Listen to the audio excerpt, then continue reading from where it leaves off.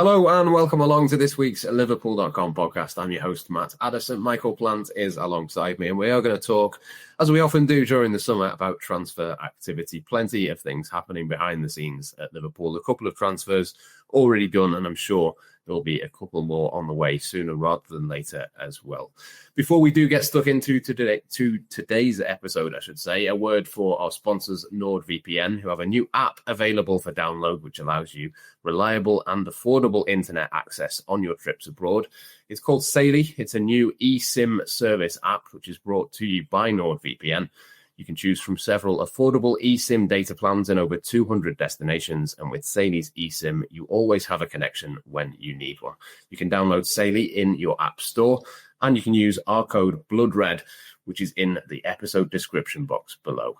Let's get stuck into it, though, Michael. Transfers, the word of the summer, as always, whether Liverpool do some business or not. It does look like they are going to be doing quite a lot of things in the market this summer.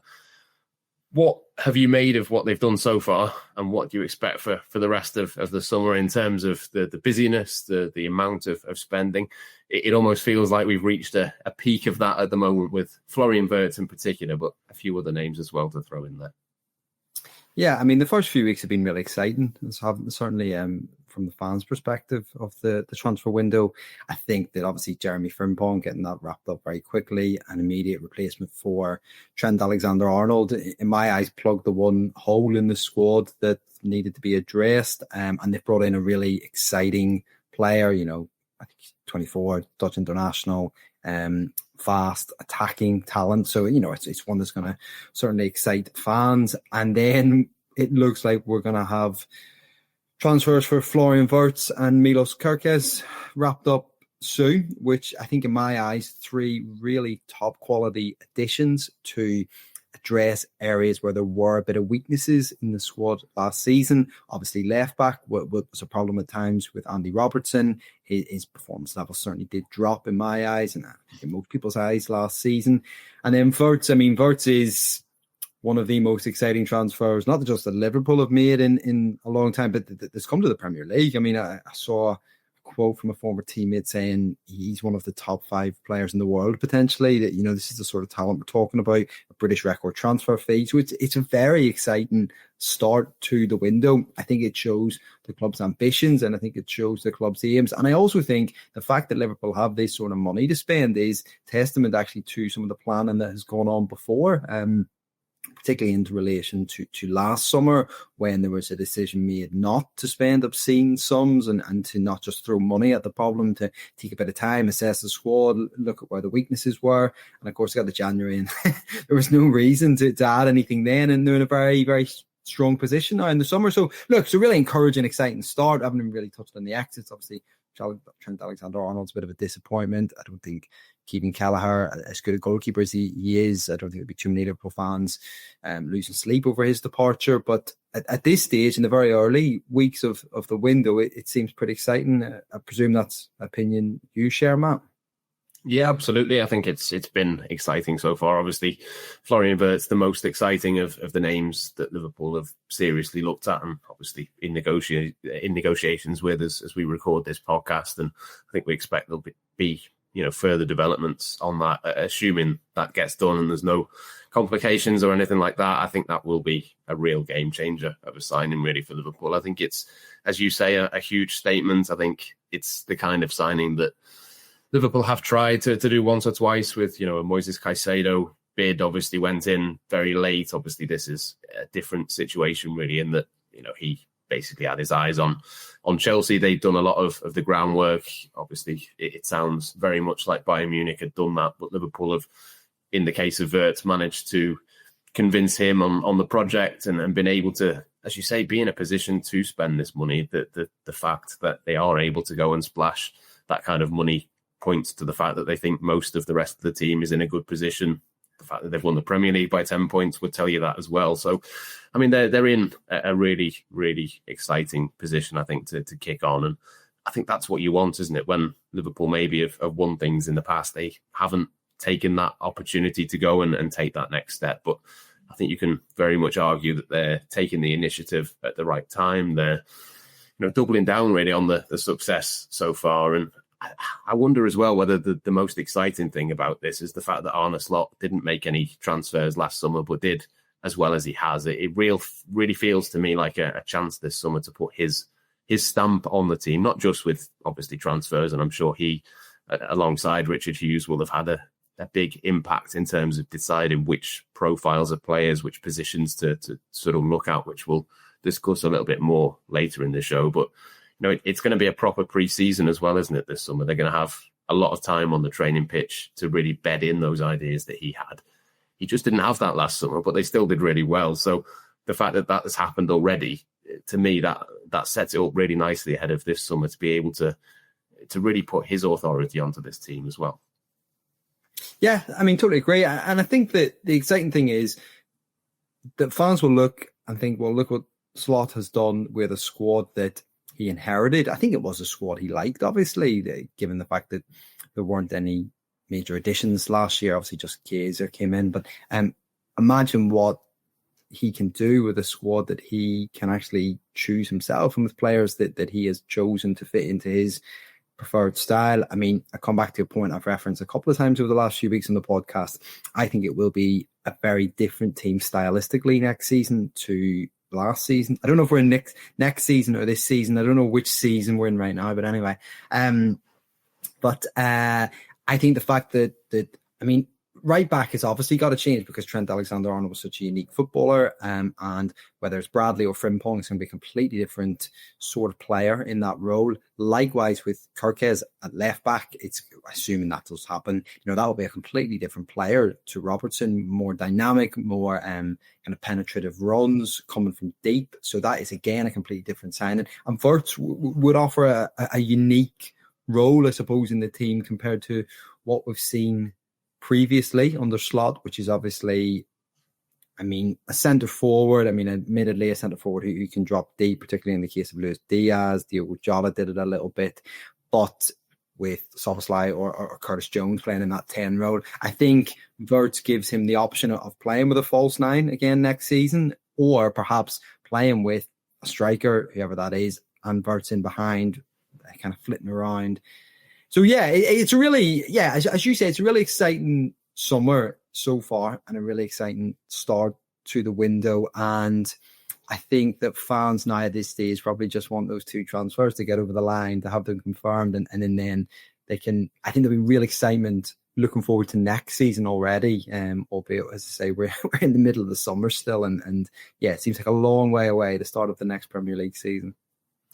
Yeah, it's not that far away though, is it? I mean, the fixtures come out, I think next week, is it, or possibly the week after? It's all going to come round very quickly, I'm sure. One of the big questions, which I think we'll get into now, is assuming that Florian Wirtz does happen, which by the time people are listening to this, I'm sure there'll have been more developments. But as we record, still very much locked in talks with Bayer Leverkusen to get that deal done. Assuming that does happen, I think there's a couple of different ways that Arne Slot could look to use him. Probably at some point he'll use him in both positions. But I think one of the big questions really around this transfer is whether he is seen as a forward or whether he's seen as a midfielder. And I would make the case that you probably would look to use him more as a false 9 than a midfielder. I think generally from looking at social media and listening to other podcasts and things like that, people have maybe made the case more that they see him more as a number 10. Before I sort of give my theory and my kind of views on this, do you have a strong opinion either way on either way you think he should be played or where you think he's most likely to be viewed as a player to come in for Arne Slot? Because we know he's very, very good, but he's one of those players that can play at least 2, arguably even 3 or 4 positions in this Liverpool team. And I think that's one of the reasons why he's such an attractive prospect for Slot, because he can come in and he can offer different solutions to different games. I think that obviously the centre-forward position was an issue, certainly in the second half of last season, albeit it wasn't really a problem because the title was pretty much wrapped up at that stage. But centre-forward has been a real problem, has been one of the biggest problems that I think needed to be addressed going into the summer. In terms of where he'll play, I think he will play as a number 10 personally. I think there was a little hint of that in the penultimate game of the season when Dominik Szoboszlai dropped deep. And obviously Szoboszlai tended to be the player who played in that attacking midfield, number 10 role. But I suspect that the Slot has signed him very much as a player who can operate in both roles, because I don't think that he would turn his nose up at the thought of him playing as a striker, because you'd be foolish to do that, really, in all honesty. And I think that he's also actually capable of playing out wide as well. Now, I don't think Liverpool are probably going to utilise him there, just given the talent that they have in the wide areas. But I think that ability to drive from deep will be utilised, whether he is a centre forward or as an attacking midfielder. What I don't think he'll play as is an out-and-out number 9, a Darwin Núñez type figure. He's not that sort of player, but I think to have that versatility is fantastic for Liverpool, and one that Slot will definitely, as I say, utilise over the course of next season. Assuming he does sign, of course. Yeah, exactly. Always with that caveat at this point. For me, the only reason that I think a false 9 makes more sense, well, there's a couple of reasons, really. I think one is the midfield that Liverpool have already got very much works. I know you mentioned that Dominik Szoboszlai dropped a little bit deeper, but that was because Alexis McAllister was injured / rested at the end of the season and, dropped out of the team. Obviously, Ryan Gravenberch is going to be there next season. Gravenberch, McAllister and Szoboszlai, I'm not really sure I'd like to see any of them drop out of the team. Dominik Szoboszlai would be the obvious one to drop out of the team on a regular basis, just in terms of the level that he reached. He was very, very good last season, but probably Gravenberch was the outstanding number 6, and Alexis McAllister, one of the best midfielders in the world. I think it's fairly safe to describe him as at this point. So I think the fact that Dominik Szoboszlai is so important, and Arne Slot mentioned it in almost every press conference about how he runs and how he does all of the off-the-ball stuff and is so integral in terms of the way that Liverpool press. I think you've got to keep him in the team for the bigger games and just generally across. Obviously, it's not going to be the same starting 11 each week, but generally, more often than not, I think you'd like to see him in that Liverpool team. And therefore, you have to play Florian Wirtz a little bit further forwards. I also think the other side of this is that there's not really anybody that obvious out there to go and get as a number 9. The way that Liverpool have sort of reacted in the transfer market in the past, as if the perfect option isn't available for them, they don't necessarily go and get 2, 3, 4 on that list. Now, obviously that does happen on occasion. There have been examples where Liverpool have done that, and there's been certain positions, even I would say Jeremy Frimpong this summer is a good example of, well, they've lost Trent Alexander-Arnold, they've got to get somebody else who can play in that, and he was the best option on the market, whether he was perfect stylistically for what they were looking for or whatever else. They had to go and get someone, and they did. But for me, with the number 9, it is slightly different. Florian Wirtz can play there. If you play him there, it means you maybe don't have to go and sign a number 9 that you don't think is necessarily the perfect one. I know there's been a lot of links with number 9s and sort of central strikers, and there's been a few names that have cropped up a few times across the course of the last few weeks.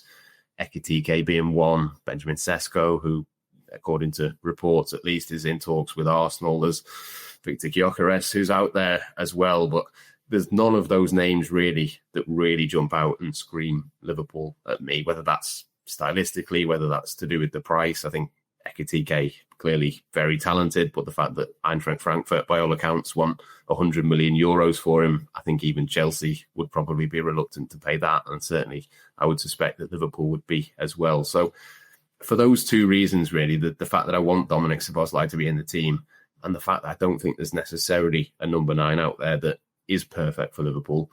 If you can put Florian Wirtz in that position and have, say, Luis Diaz and Mohamed Salah either side of him doing that running in behind for him to find those balls, I really quite like the idea of that. Now, that's not to say that he can't play anywhere else, but that's kind of my thinking at this point.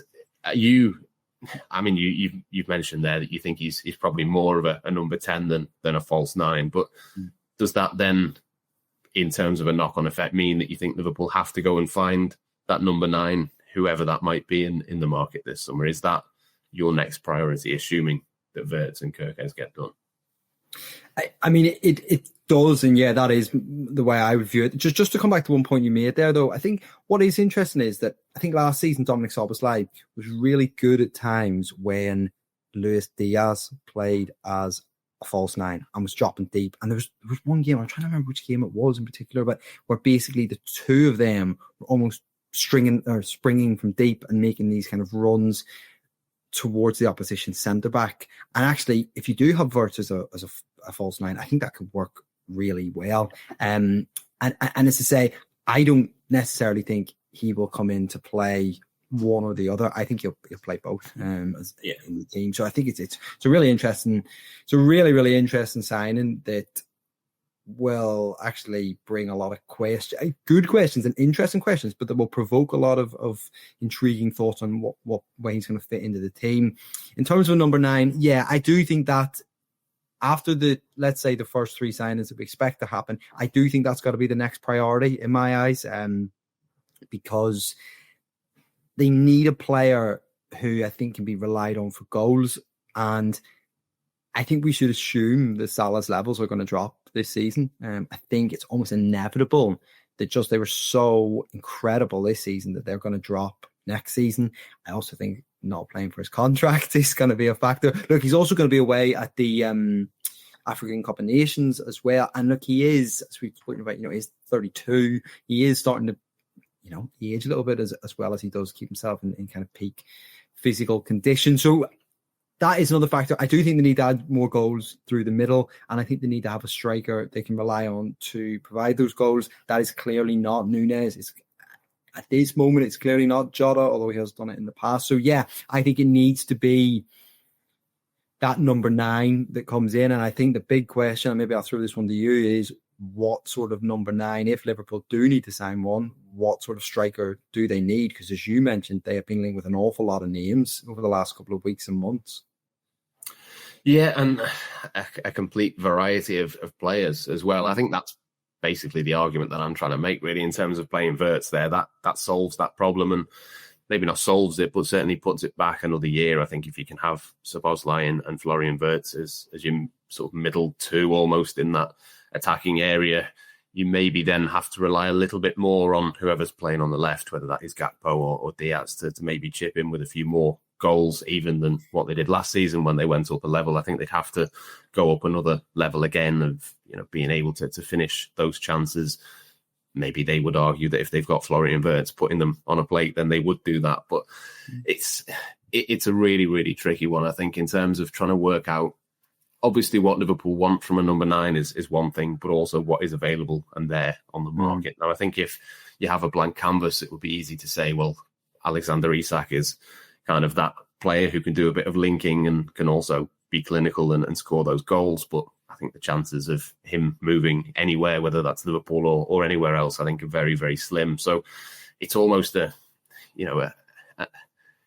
you almost don't want to back yourself into a corner of thinking, well, we've got to go and get a number 9 somewhere. You don't necessarily think that Darwin Núñez or Diogo Jota are perfect for it, but I do just wonder, with the way that Liverpool have operated in the market in the past, if the perfect thing hasn't been there, they haven't done it.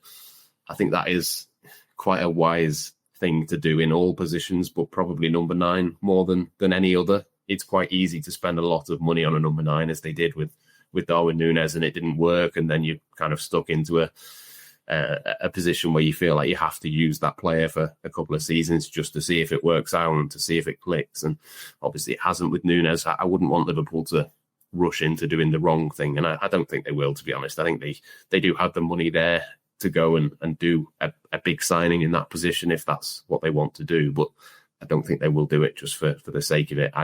I'd almost say it's more likely that they don't sign a number 9 than they sign a player who comes in and isn't the perfect option. So in terms of what they want, I'm not quite sure. In terms of who is available, I'm not quite sure. In terms of the fees that have been touted, but I mentioned Sesko, Ekitike, none of those players, Gyökeres as well. I think there's a big question mark over all of them, and when you're talking probably minimum 60 million for any of those players, I'm not sure there's a name really for me that sticks out as one that you think, well, just go and do that. I think the obvious one, maybe aside from Isak, is Julian Alvarez, but again, feels pretty unlikely that that's going to be the case. I mean, Are any of those names I've mentioned there, or any others that you can think of, standing out to you in terms of who Liverpool should go for? Because that's where I keep coming back to, is there's just no obvious standout pick. Where Florian Wirtz is on the market, you think, well, you've just got to go and get him because he's that good, or Milos Kerkez as well, outstanding in terms of left backs in the Premier League. To me, the number 9 position is just completely different from that. Yeah, I would agree with that. But at the same time, I don't think that should necessarily stop Liverpool going and bringing in a number 9 if they feel that that's something they have to do this summer. And where I slightly maybe disagree with you, I agree with the thought that clearly Isak is the best option on the market by quite a distance, and the others are a step down. What I maybe slightly disagree with you is that none of them, and I don't, to be fair, you didn't say this, but then none of them are attractive options. I think actually in their own right, Sesko, Gyökeres, Osimhen and other players being linked are all actually quite interesting transfers and quite interesting signings, and would bring a level of quality to the Liverpool attack that perhaps isn't there. And, if Wirtz was to play as a number 10, would come in to strengthen the team and to come in as the new starting striker in my eyes. So, in terms of the one that I think jumps out, I mean, Julian Alvarez is an interesting one because I really like Alvarez. I think he's a superbly talented player, but it doesn't look like he's going to be on the move this summer, certainly kind of based on the comments from Atletico. But I also feel, and I remember saying to you a couple of weeks ago, that he was almost not the ideal signing, but if of all those striker options, he would be the one that would jump out. I don't know whether my opinion's slightly changed in that if you bring in Wirtz, because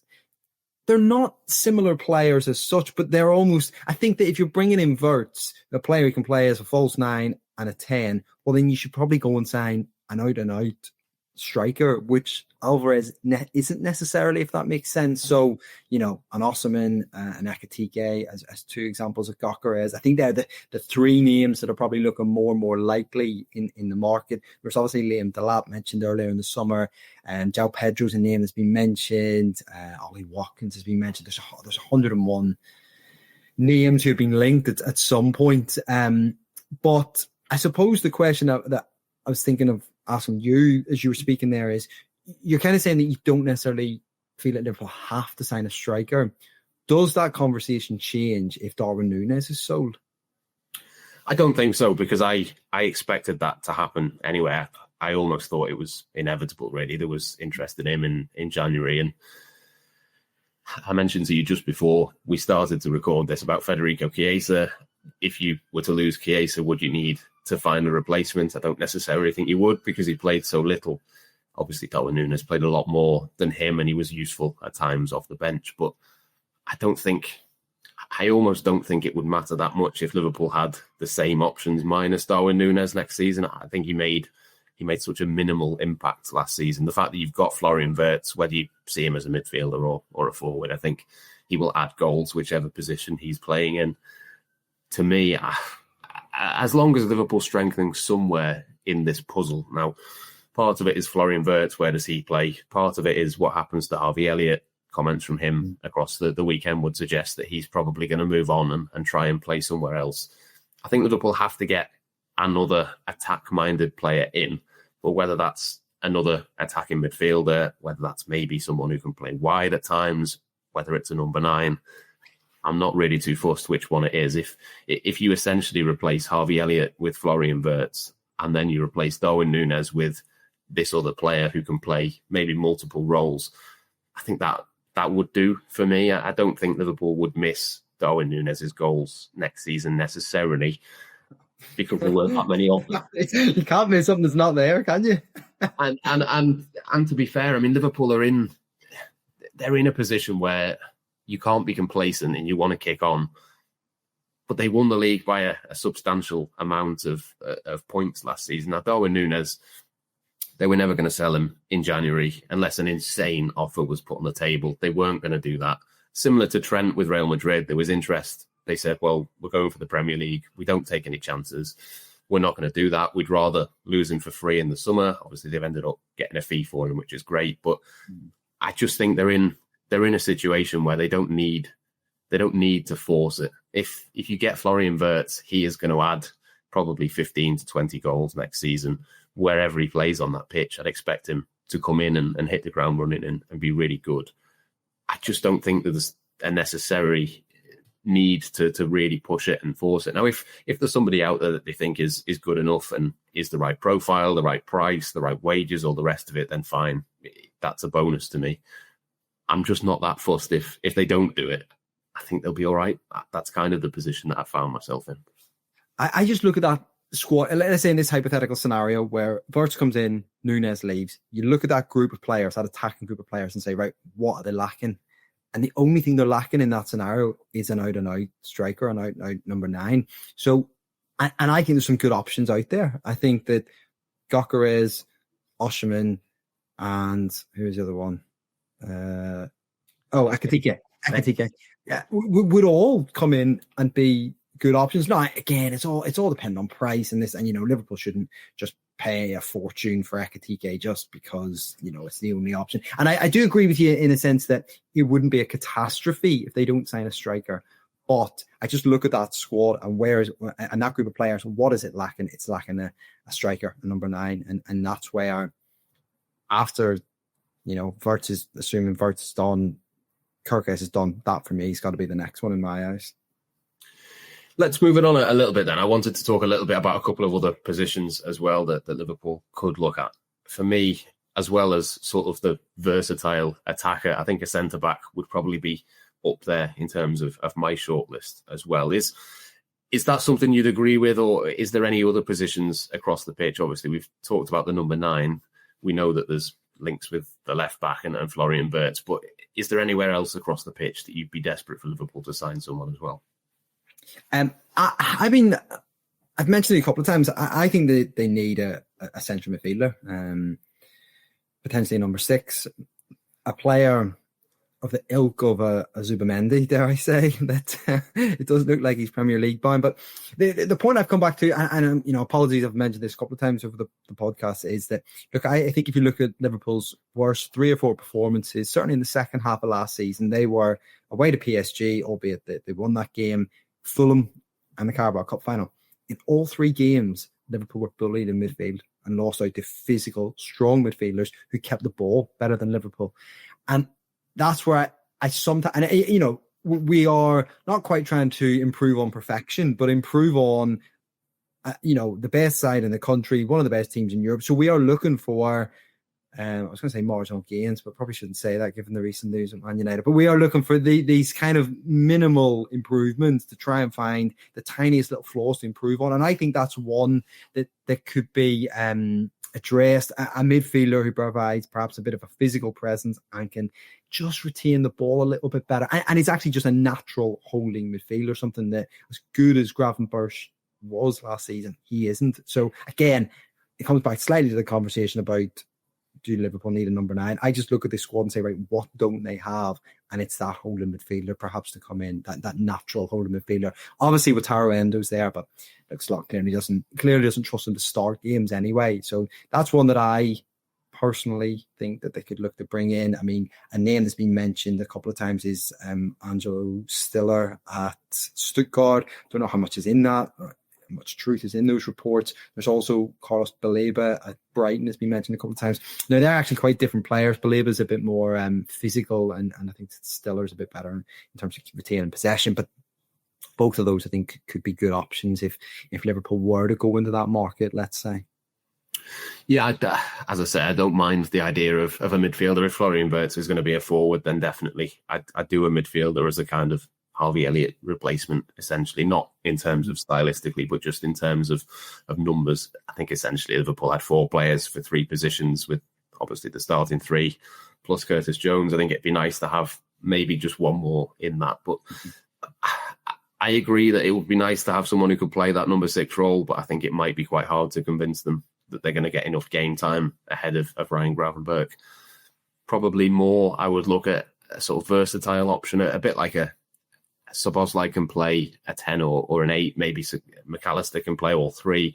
Gravenberch certainly can play 6 and an 8. Maybe you'd have someone that can do a couple of different roles within that midfield, just to, I suppose, sell them the idea as much as anything else that they are actually going to get enough of an opportunity in the team, just obviously there's a huge amount of games, but Ryan Gravenberch has done a season where he's proven that he can do that consistently for the first time. And I think the expectation will be he is probably going to play the vast majority of the games next season. So I think that's definitely something to think about. I think for me, the other position that we have come back to for a couple of years really is centre-back. That's obviously a conversation that was had last summer when Liverpool looked at Lenny Yoro and didn't end up getting him. He obviously went to Manchester United, which you have to wonder whether he might regret that at this point. Not that he would admit it at this point, but obviously Dean Huyson as well, who's gone to Real Madrid, that they've tried to, or not necessarily tried to get, but certainly very much admired and would have entered that conversation if it was a possibility for them to go and do that deal. So that to me feels like one, but then they do have 4 options in there already. So again, it's not quite improving on perfection, but improving from a very difficult point. I do think it might be slightly easier to convince a centre-back that they might have a route to minutes than a midfielder at this point, just looking at the relative depth and options in both positions. But yeah, for me, I think a centre-back would be another obvious option to try and go down. But who that is, I'm not quite sure. I think two points to make are that Slot reference at the end of last season how I basically didn't rotate enough. So I think next season there is going to be more rotation. So I think the players coming in, be it a midfielder, be it a centre-back, there's going to be more options to play this season.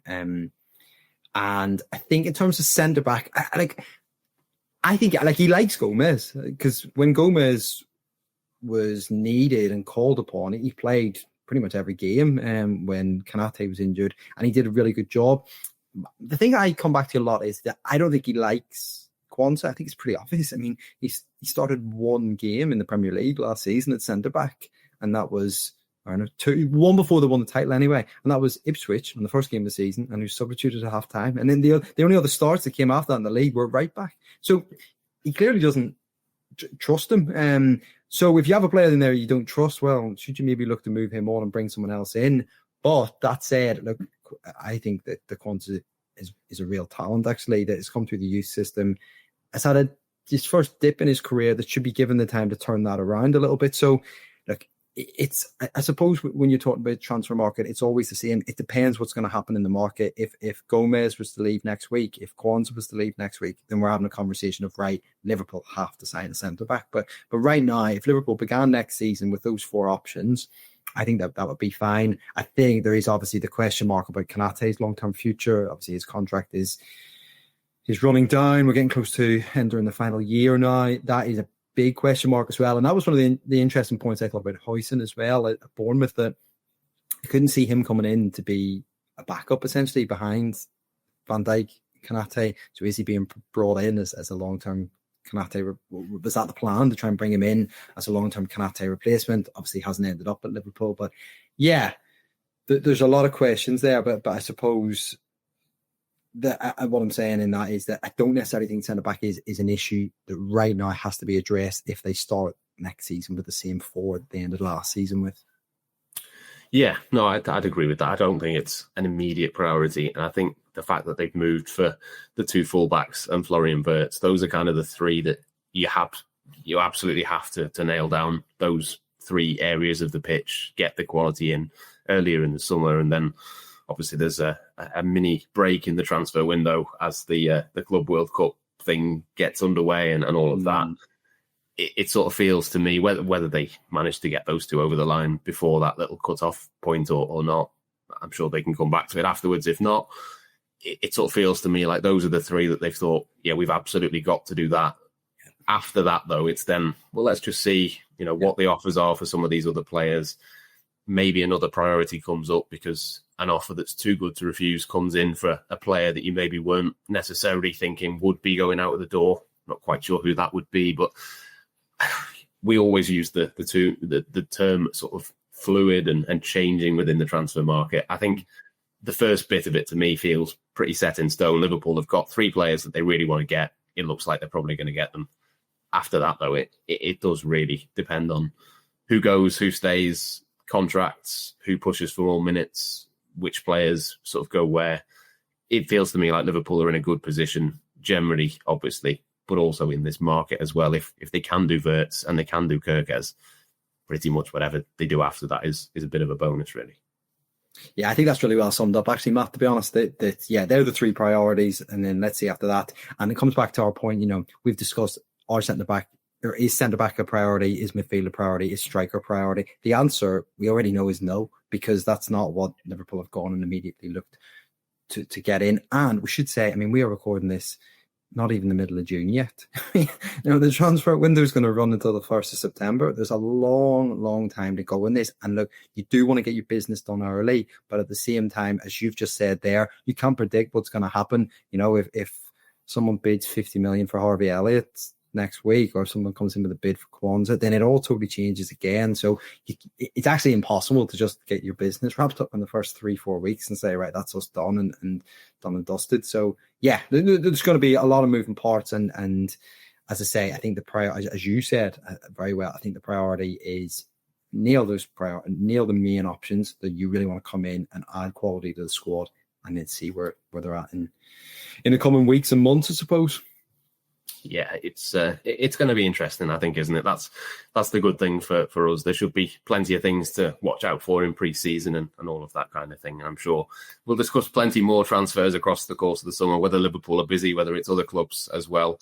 Obviously, everybody else is playing catch-up with Liverpool. So very much an interesting summer ahead of us. But I think we'll leave it there for this week. Thank you to Michael for joining me, for everyone at home as well for watching or for listening. We'll be back next week with another version of the Liverpool.com podcast. We'll catch you there.